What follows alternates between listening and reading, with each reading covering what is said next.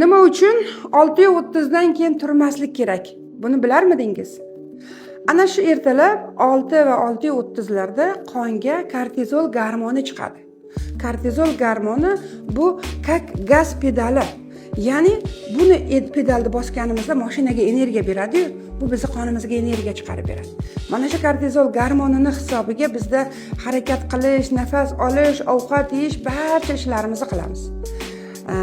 Demak, 6:30 dan keyin turganingizda, agar 6:30 dan keyin tursangiz, unda sizga qiyin bo'ladi. Chunki qonga kortizol chiqmagandan keyin davleniya ko'tarilishni boshlaydi.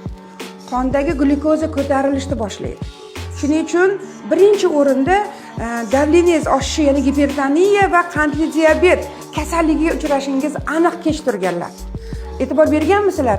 Davleniyasi bor odamda saxari bor. Saxari bor odamda davleniyasi bor. Ikkalasi kak egizak. Shuning uchun bizni ota-bobolarimiz ham nima deyishgan? Erta turgan insonda ishi barakali bo'ladi, sog'lom bo'ladi degan. Biz ayni mana shunga amal qilishimiz kerak.